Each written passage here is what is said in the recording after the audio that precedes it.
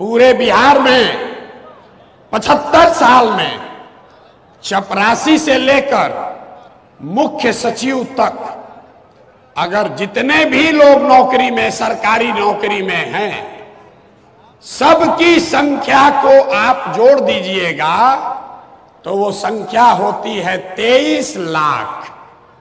1.97% लोगों को ही सरकारी नौकरी बिहार में मिला हुआ है।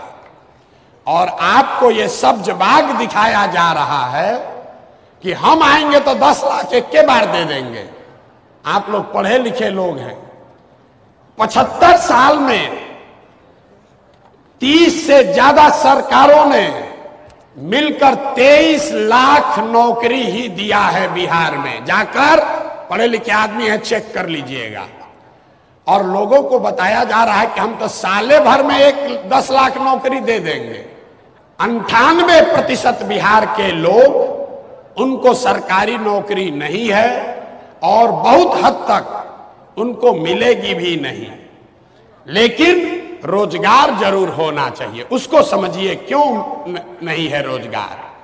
रोजगार इसलिए नहीं है, यहां से पलायन इसलिए है कि यहां पर रोजगार के जो संभावनाएं हैं, उसको करने के लिए जो साधन सुविधा चाहिए, पूंजी पैसा चाहिए, वो आपके पास नहीं है।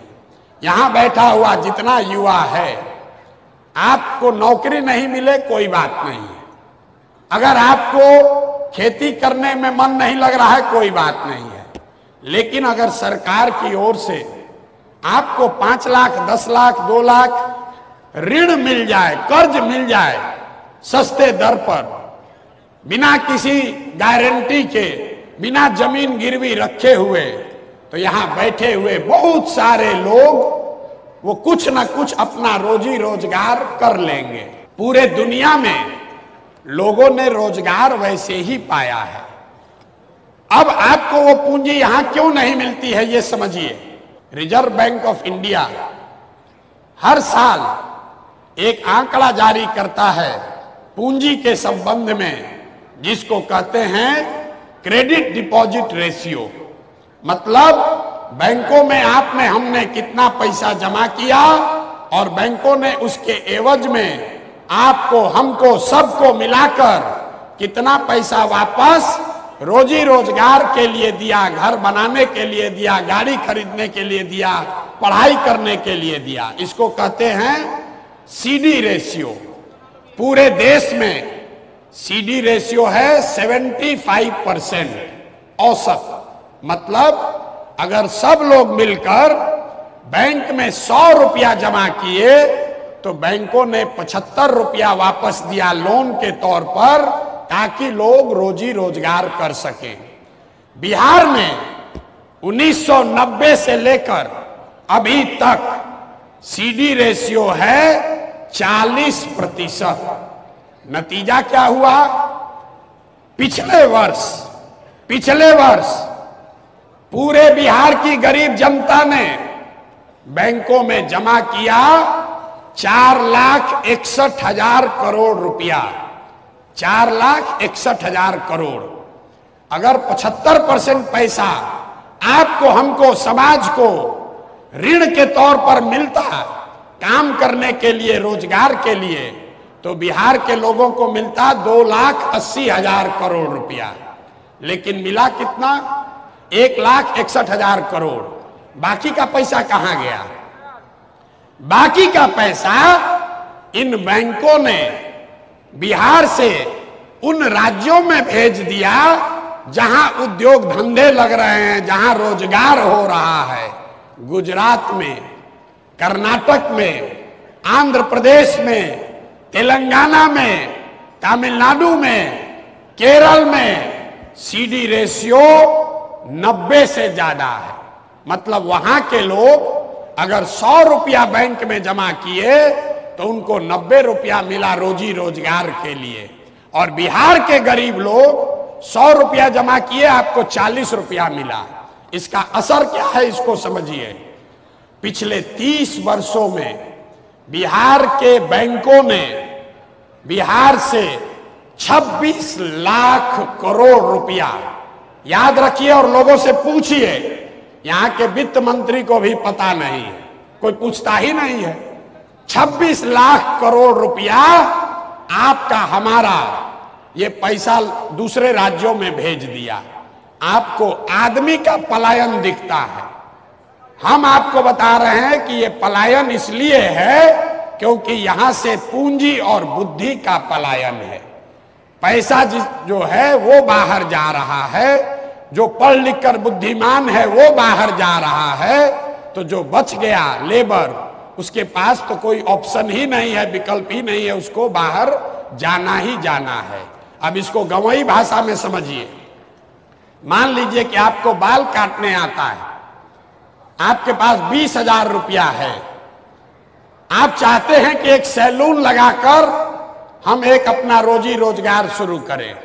आप सैलून खोलने गए तो लोगों ने बताया इसमें 1 लाख रुपया लगेगा। दूसरे राज्य में 80,000 70,000 रुपया आपको बैंक से लोन मिल जाएगा, 20,000 रुपया आप जमा कीजिएगा, सैलून खोल लीजिएगा। लेकिन बिहार में वो लोन नहीं मिलेगा, तो 20,000 रुपया में क्या करेगा? 5,000 रुपया किसी दलाल को देगा, 2,000 रुपया में ट्रेन का टिकट खरीदेगा, बस का टिकट खरीदेगा और जाकर बॉम्बे में किसी सैलून में मजदूरी करेगा। ये पूंजी का प्रभाव है। जन सुराज का मंत्र है कि 15 साल से कम उम्र के हर बच्चे को पढ़ाई की अच्छी व्यवस्था कर दी जाए ताकि बेरोजगारों की संख्या में इजाफा न हो, और 15 साल से 45 साल के उम्र के लोगों को अब पढ़ाने का फायदा नहीं है। अब क्या पढ़िएगा, अब तो जो पढ़ना था पढ़ लिए। 15 से 45 साल के उम्र के बच्चों को रोजगार अगर देना है तो यहां पर पूंजी की व्यवस्था उन लोगों के लिए करनी होगी। घर घर अगर पूंजी की व्यवस्था होगी तो यहाँ का युवा इतना काबिल है, उसमें वो क्षमता है, यहाँ की माताएं बहनें वो काम कर सकती हैं, उनको साधन व्यवस्था दे दिया जाए तो सब लोग कुछ ना कुछ कर सकता है। कुछ नहीं करेगा, 4 गो गाय भैंस तो सब पाल लेगा, मुर्गा फार्म सब खोल लेगा। गुजरात में 1970 के जमाने में सबसे पहले ग्रामीण क्षेत्र में पैसा तब आया जब अमूल खुला और घर घर से 15 लीटर 20 लीटर लोग दूध बेचना शुरू किया। बिहार में वो सुविधा नहीं है, यहाँ रोजी रोजगार करने की सुविधा नहीं है। दुनिया में जितने बड़े देश हैं, स्कैंडिनेवियन कंट्री, अमेरिका इंग्लैंड से भी जो ज्यादा धनी देश है, डेनमार्क, स्वीडन, नॉर्वे, जो ये देश है जिनको स्कैंडिनेवियन कंट्री कहते हैं, यहां पर सबसे ज्यादा प्रॉस्पेरिटी है, सबसे ज्यादा खुशहाली है, सबसे ज्यादा पैसा है। वहां पर कोई बड़ा उद्योग नहीं है, वहां कोई खनिज संपदा नहीं है, वहां कोई आईटी का बहुत बड़ा कंपनी का नाम आप नहीं सुने होंगे। लेकिन वहां लोग पैसे वाले कैसे हैं? क्योंकि उनको अच्छी शिक्षा है और शिक्षा के बाद हर घर में करने के लिए कुछ ना कुछ रोजी रोजगार है। तो नौकरी आप करना चाहते हैं कीजिए, लेकिन नौकरी से, सरकारी नौकरी से बिहार में बेरोजगारी खत्म नहीं हो सकती है। इस भ्रम में मत पलिए। जो लोग आपको ये बता रहे हैं वो अब वोट लेकर फिर से अपना जीवन, अपने लिए नौकरी खोज रहे हैं, आपको नौकरी नहीं देने वाले।